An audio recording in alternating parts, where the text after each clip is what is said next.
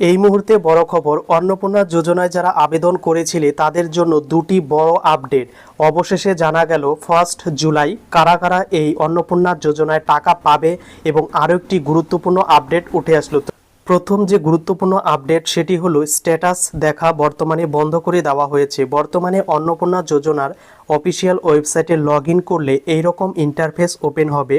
সেখানে head of the ফ্যামিলির এখানে নাম শো করবে এবং কত তারিখে সাবমিট করা হয়েছে সেটা শো করবে, এবং নিচের দিকে যেখানে আগে ছিল ডাউনলোড অ্যাপ্লিকেশন, কিন্তু বর্তমানে এই অ্যাপ্লিকেশন ডাউনলোডের অপশনটি তুলে নেওয়া হয়েছে। অর্থাৎ বর্তমানে আর কেউ অন্নপূর্ণা যোজনার অ্যাপ্লিকেশন চেক করতে পারবে না তার স্ট্যাটাস বর্তমানে কি রয়েছে। কারণ অনেকেরই মধ্যে দ্বিধাদ্বন্দ্ব বা ডিলেমা কাজ করছিল, আমাদের অ্যাপ্লিকেশন সাবমিট, অন্যদের অ্যাপ্লিকেশন অ্যাকসেপ্টেড হয়ে যাচ্ছে, তাহলে কি আমি টাকা পাবো না? এই রকম ডিলেমার জন্যই কিন্তু বর্তমানে অ্যাপ্লিকেশনের স্ট্যাটাস চেক করা সেটা কিন্তু বন্ধ করে দেওয়া হয়েছে। এবং দ্বিতীয় যে গুরুত্বপূর্ণ আপডেট সেটা এখানে অন্নপূর্ণা যোজনা নিয়ে, সেটা হচ্ছে অন্নপূর্ণা যোজনা নিয়ে এবার বড় অনুষ্ঠান হবে। তো আজকাল প্রতিবেদনে এটি প্রকাশিত হয়েছে। তো কি বলা হয়েছে বিস্তারিত শেয়ার করছি। অন্নপূর্ণা যোজনা নিয়ে রাজ্য সরকার বড় অনুষ্ঠানের আয়োজন করতে চলেছে। 1 জুলাই নেতাজি ইন্ডোর স্টেডিয়ামে এই অনুষ্ঠানে উপস্থিত থাকবেন মুখ্যমন্ত্রী শুভেন্দু অধিকারী। 12,000 উপভোক্তা মহিলা উপস্থিত থাকবেন বলেও নারী ও শিশু কল্যাণ দপ্তর সূত্রে জানা গিয়েছে। অর্থাৎ 12,000 মহিলার উপস্থিতিতে কিন্তু 1 জুলাই অন্নপূর্ণা যোজনার টাকা দেওয়ার কাজ সেটা কিন্তু আবার শুরু হচ্ছে। ওই দিন সারা রাজ্যে 1,05,00,000 উপভোক্তার ব্যাংক অ্যাকাউন্টে অন্নপূর্ণা যোজনার টাকা ঢুকে যাবে বলেও জানা গিয়েছে।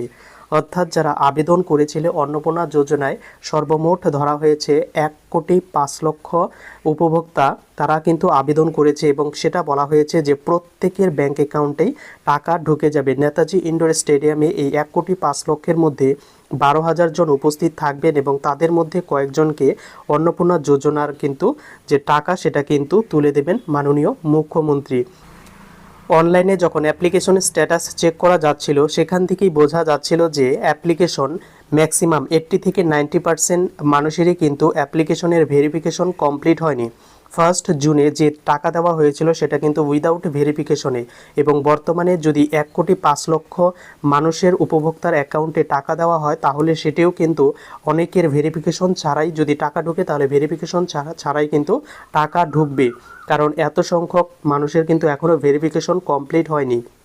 তাই পরবর্তীকালে পরের মাসে যখন আবার টাকা দেওয়া হবে তার আগেই কিন্তু হয়তো ভেরিফিকেশনটা কমপ্লিট হয়ে যাবে। তাই 1 জুলাই কিন্তু অনেকেই টাকা পেতে চলেছে যারা আবেদন করেছিল। তো এটাই ছিল গুরুত্বপূর্ণ আপডেট। কেমন লাগলো কমেন্ট করে জানাতে ভুলো না।